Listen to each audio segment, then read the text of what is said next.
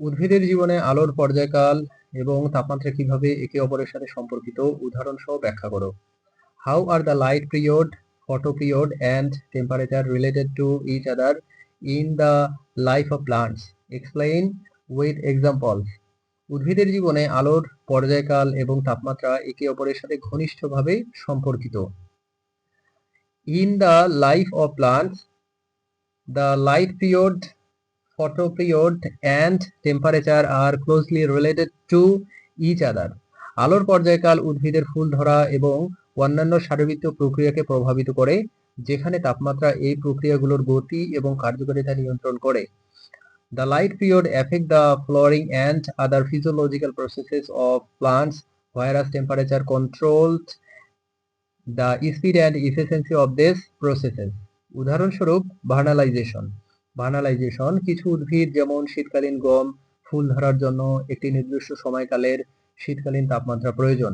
Vernalisation some plants such as winter wheat require a specific period of winter temperature to flower.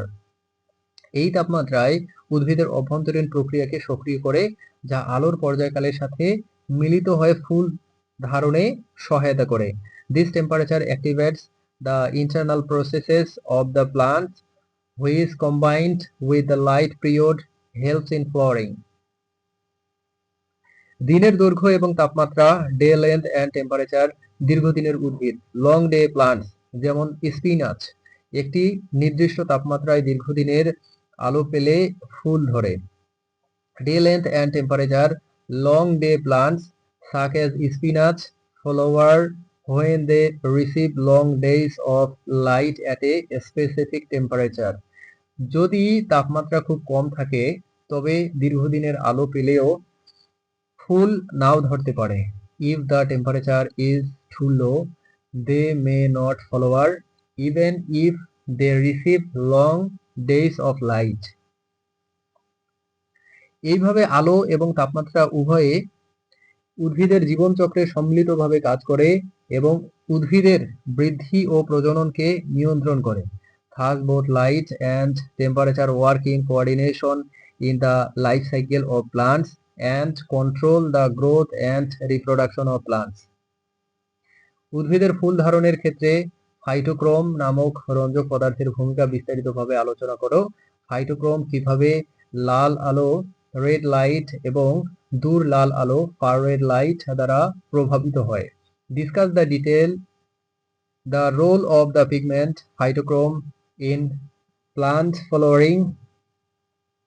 How is phytochrome affected by red light and far red light? উদ্ভিদের ফুল ধারণের ক্ষেত্রে ফাইটোক্রোম নামক রঞ্জক পদার্থের একটি অত্যন্ত গুরুত্বপূর্ণ ভূমিকা রয়েছে।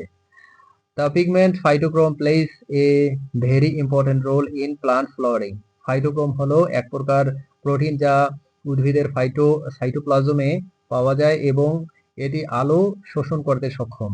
Phytochrome is a type of protein found in the cytoplasm of plants and is capable of absorbing light. এটি দুটি রূপে বিদ্যমান, লাল আলো শোষণকারী ফর্ম এবং দূর লাল আলো শোষণকারী form PFR. It exists in two forms, the red light absorbing form and the far red light absorbing form. ফাইটোক্রোমের ভূমিকা, role of ফাইটোক্রোম, আলো শোষণ, লাইট অ্যাবজর্পশন, ফাইটোক্রোম লাল আলো রেড লাইট এবং দূর লাল আলো ফার রেড লাইট শোষণ করে নিজেদের মধ্যে রূপান্তরিত হতে পারে। Light absorption, phytochrome can transform between forms by absorbing red light and far red light. সংকেত প্রদান, সিগন্যাল ট্রান্সডাকশন, এই রূপান্তর উদ্ভিদের কোষগুলিতে সংকেত পাঠায় যা ফুল ধরা, পাতা ঝরা এবং অন্যান্য শারীরবৃত্তীয় প্রক্রিয়াকে নিয়ন্ত্রণ করে। Signal transduction, this transformation sends signal to plant cells which control flowering, leaf fall and other physiological processes.